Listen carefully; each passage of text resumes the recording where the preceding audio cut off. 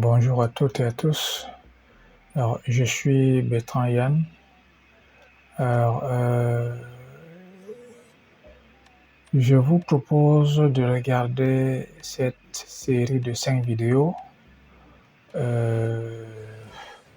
intitulée Introduction à l'architecture matérielle du S7 1200. Alors, le S7 1200, c'est une gamme d'automates de Siemens, fabricant Siemens. Donc, nous allons faire une série de 5 vidéos et la série s'intitule Introduction à l'architecture matérielle du S7 1200. Alors, après cette série de 5, je ferai également d'autres séries qui auront un autre titre. Donc pour l'instant, la série intitulée Introduction à l'architecture matérielle du S7 1200 contiendra 5 vidéos.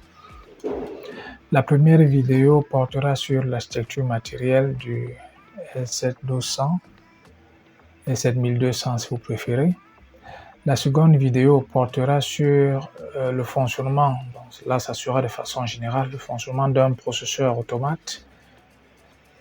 Et la troisième vidéo, lors de la troisième vidéo, nous verrons comment est organisée la mémoire dans un automate et nous verrons comment faire le câblage. Et à la quatrième vidéo, nous allons encore approfondir la notion de câblage des entrées-sorties avec les différents types de capteurs, les PNP, les NPN et tout ça. Nous allons approfondir la notion de câblage que nous commencerons à la troisième vidéo. Et à la cinquième vidéo, nous verrons comment, à partir d'un schéma électrique,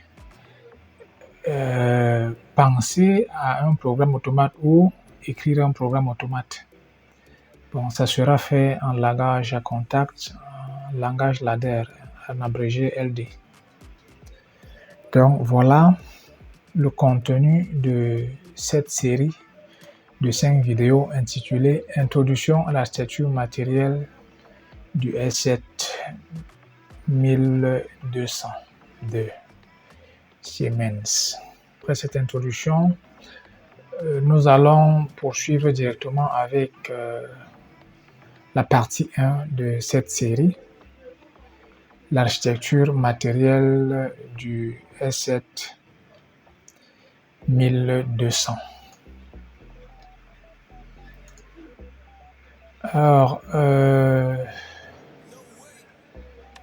voilà, nous sommes sur la partie 1 de la série, architecture matérielle. Bon, c'est l'architecture matérielle du S7 1200 particulièrement. Alors, l'architecture d'un système est son squelette. C'est elle qui supporte toute la complexité qui suit. Alors, c'est une citation anonyme que j'ai voulu partager avec vous. Alors, nous allons donc voir la vue extérieure du S7 1200 de Siemens. Alors, voici à quoi ressemblent les automates de la gamme S7 1200 de Siemens. Donc, voilà à quoi ça ressemble. Au-dessus, nous avons un bornier chez Siemens. À l'extrême gauche, l'alimentation principale de l'automate, suivie des entrées digitales et s'il y en a, les entrées analogiques. Donc voilà.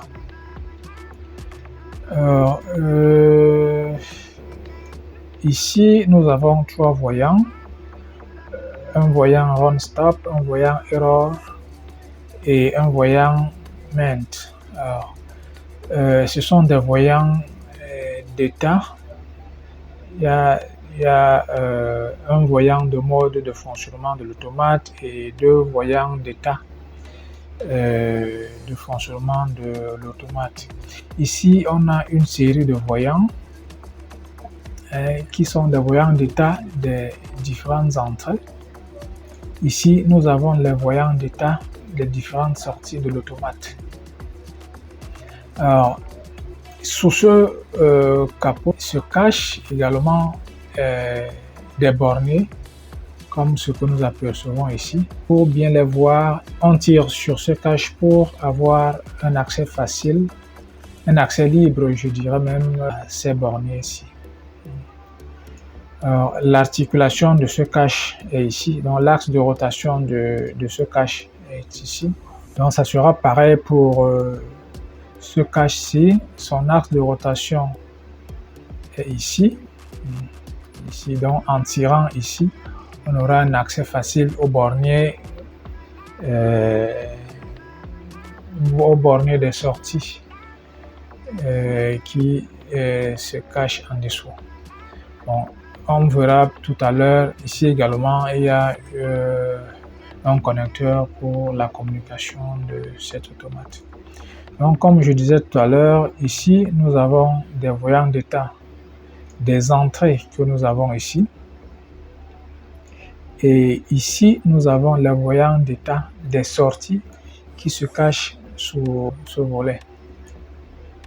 Donc, voilà, grosso modo. Bon, et ici, nous avons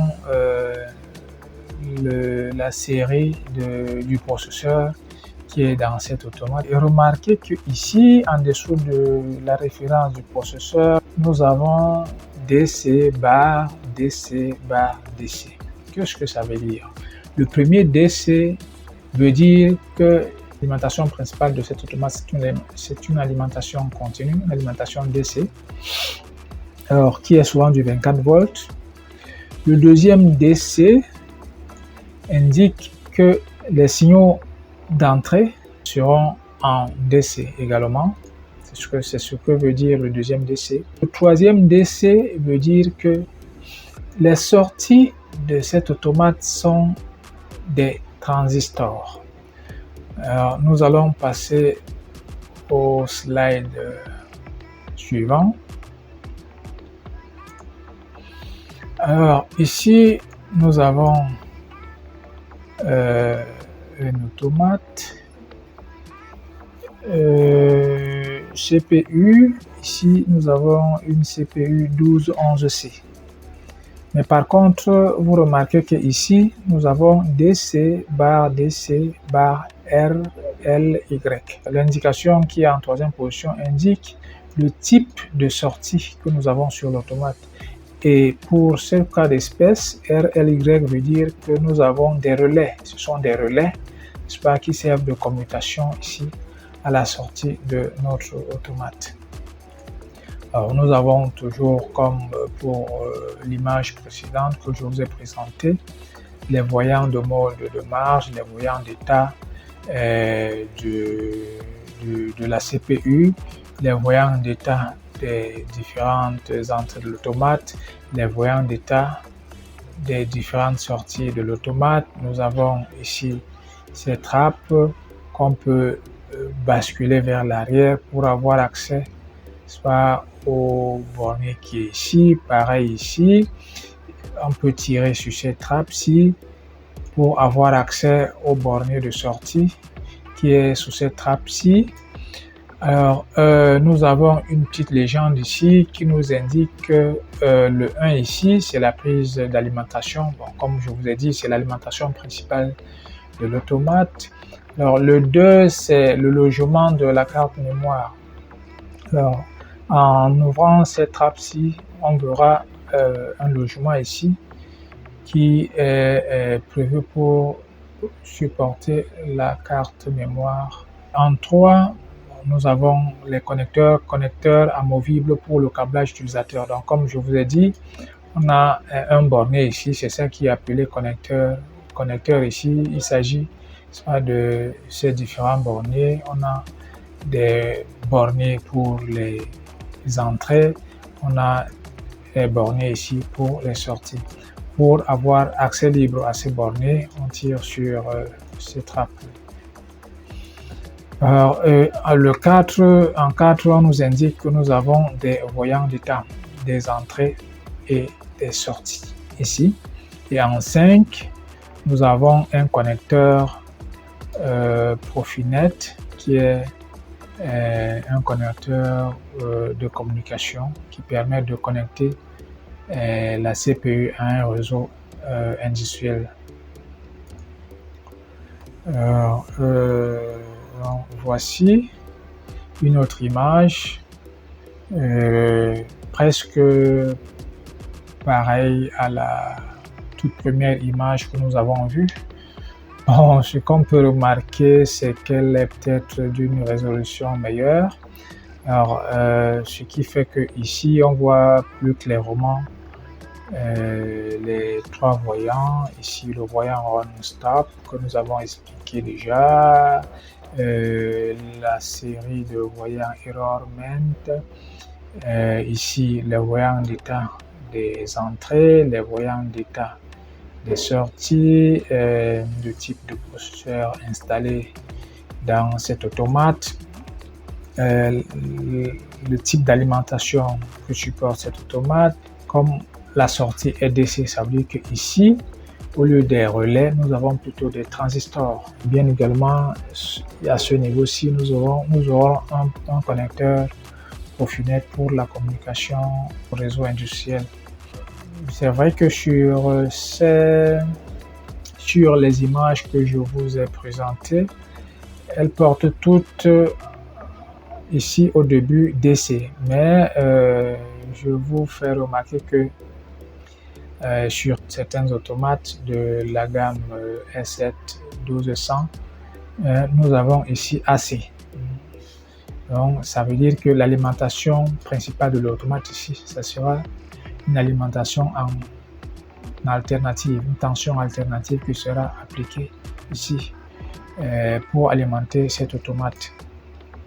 Mais ici, lorsque c'est DC, ça veut dire qu'il faudra plutôt appliquer une alimentation continue, ce qui implique qu'il faudra, en plus de l'automate, avoir une alimentation externe à l'automate qui va convertir du 230 volts en tension continue afin de l'appliquer ici pour l'alimentation générale de notre automate.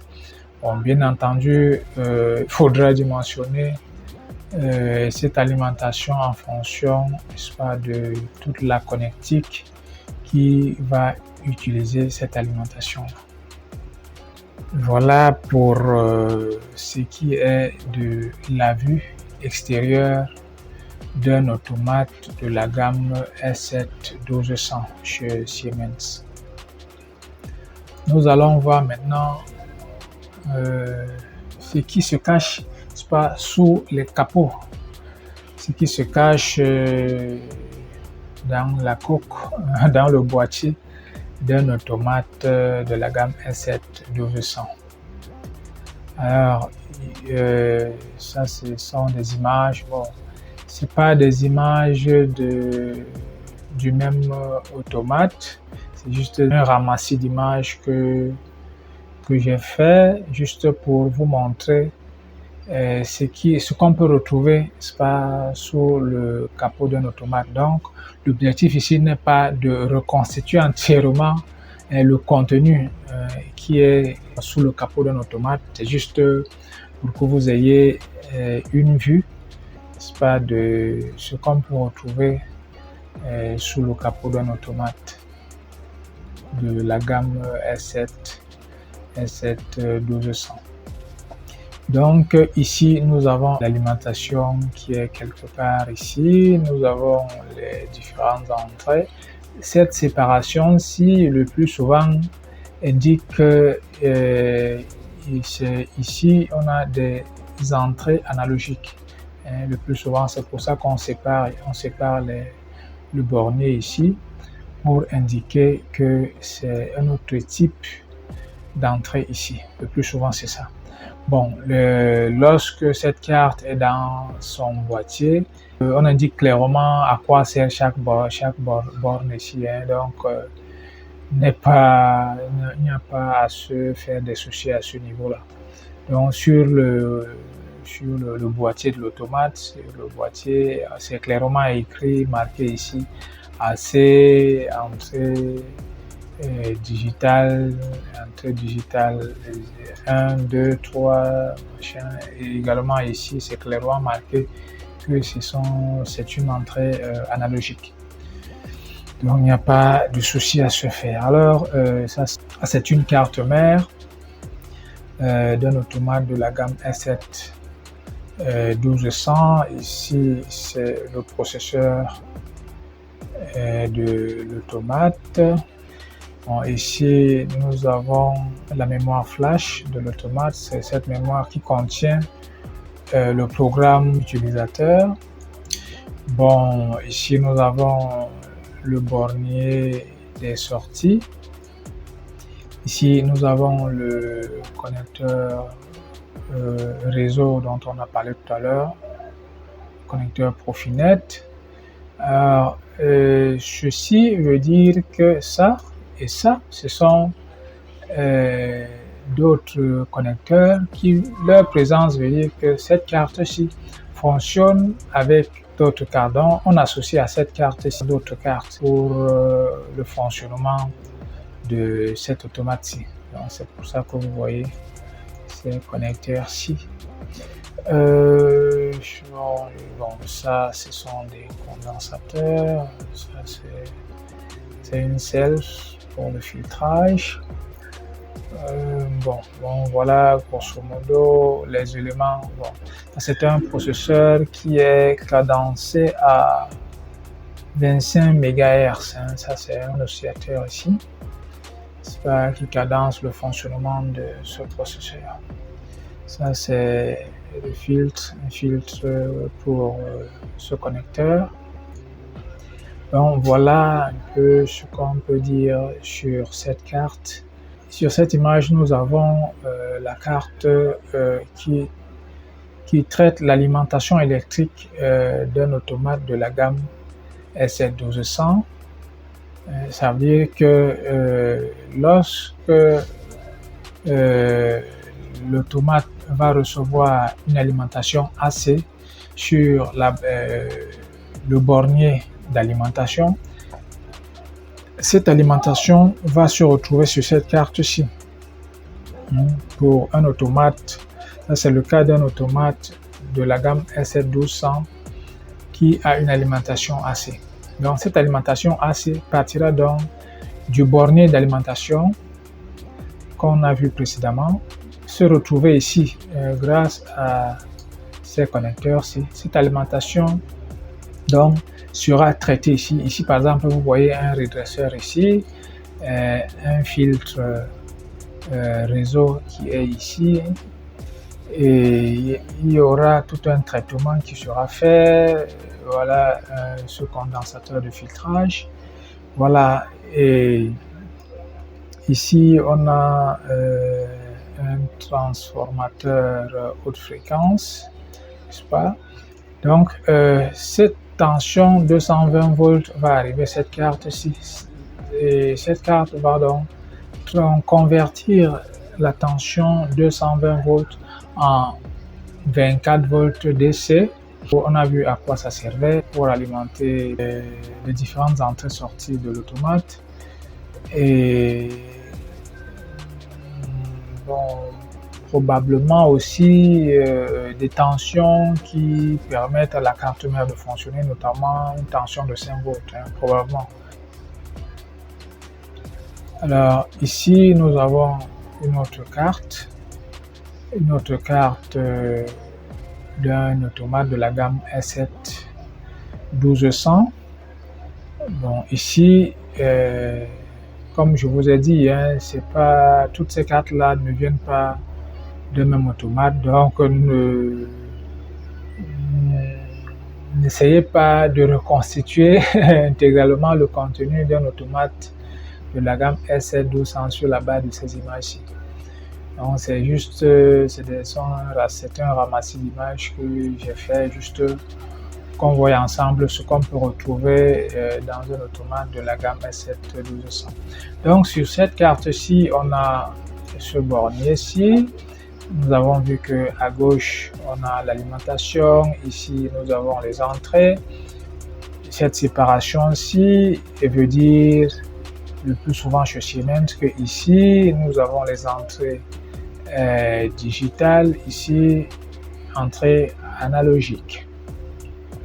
Alors ici nous avons les sorties digitales ici, et ces sorties digitales utilisent comme élément de commutation des relais dans le fameux RLY qu'on a vu tout à l'heure. On a vu que ça veut dire que les éléments de commutation c'était des relais. Donc voici donc ici à quoi ressemblent ces relais dans un automate de la gamme S7 1200. Ce sont donc ces relais qui servent de commutation, n'est-ce pas, aux sorties digitales que nous avons ici. Alors, sur cette carte particulièrement, donc ici, voici où on loge la carte SD, la carte mémoire. Alors, sur cette carte en particulièrement, nous constatons que le processeur est sur une autre carte. Nous avons ces connecteurs-ci, qui serviront à assembler cette carte-ci à une autre carte ou à d'autres cartes pour le fonctionnement complet, n'est-ce pas, de cet automate. Voilà, donc voici présenter l'architecture matérielle d'un automate de la gamme S7 1200. Alors, je voudrais revenir sur un détail, comme je vous l'ai fait savoir tout à l'heure.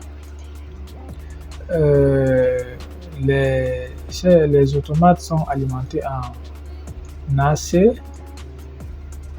On peut avoir du AC, DC, AC, DC, DC. On peut avoir du AC, DC, relais.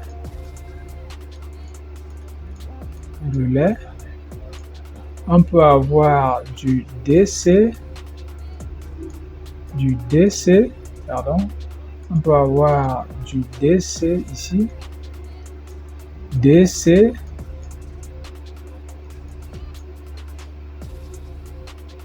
DC.